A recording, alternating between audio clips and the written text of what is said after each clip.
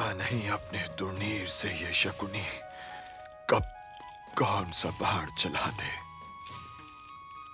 मैं आपसे सहमत हूं गंगापुत्र भीष्म, मैं आपसे सहमत हूं।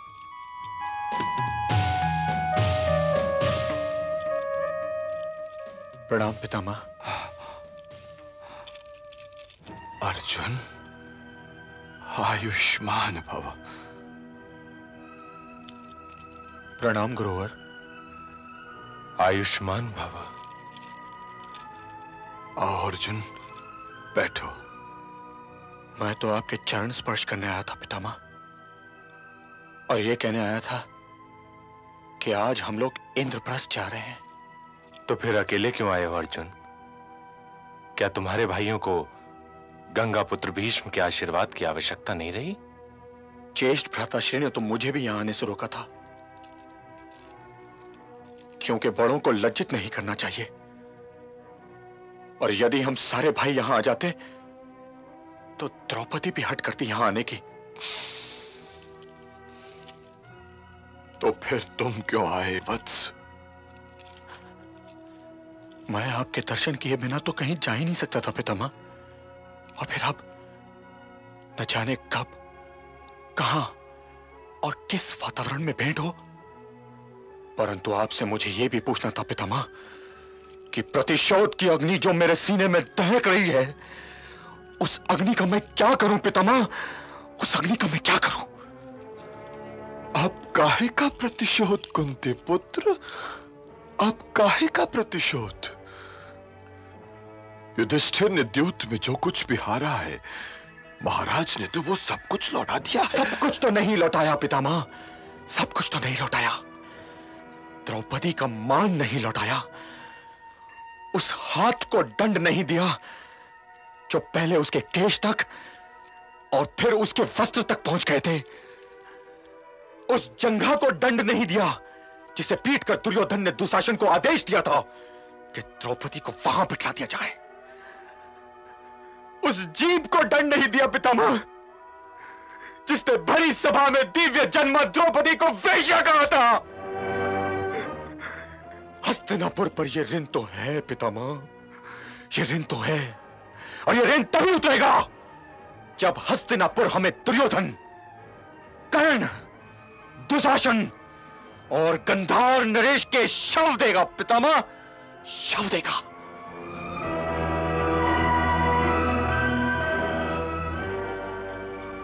इन शवों के साथ तुम्हें कई शव और स्वीकार करने पड़ेंगे वत्स। पितामह। हाँ प्रिय शिष्य अर्जुन, हाँ, उन शवों के साथ तुम्हें मेरा शव भी स्वीकार करना होगा। क्रूर, और मेरा भी।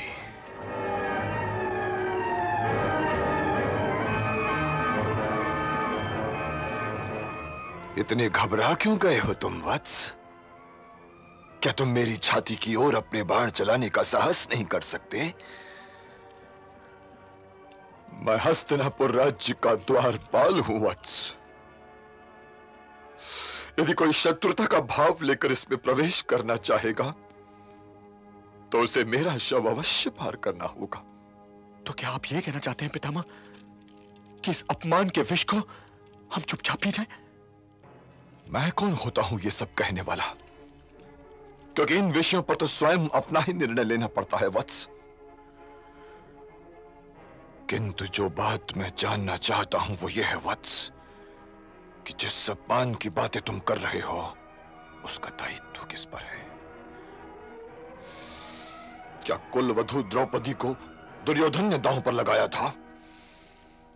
जब युधिष्ठिर ने द्रौपदी को दांव पर लगाया था तो दुर्योधन, दुशासन, कर्ण और शकुनी ने क्या तुम लोगों से यह कहा था कि इसका विरोध न करो?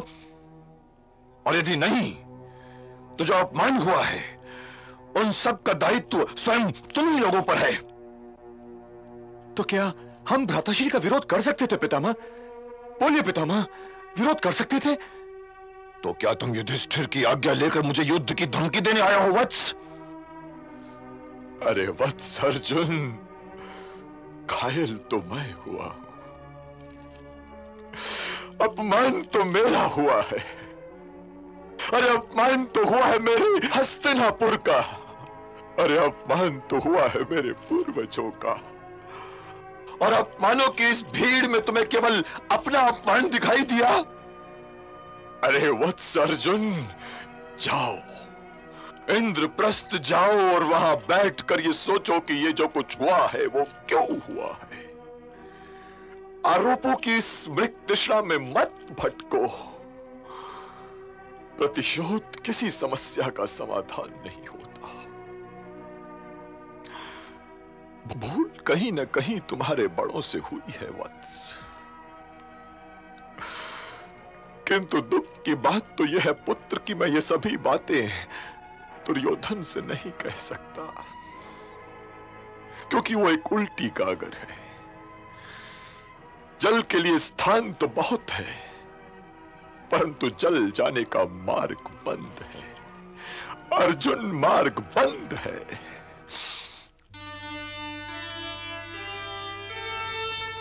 एक और प्रतिशोध है,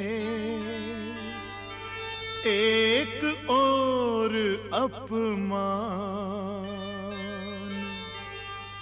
भीष्म घिरे हैं बीच में गहरी नदी समान। नारी के अपमान से गिरी सभ्यता आज, हार जीत के खेल में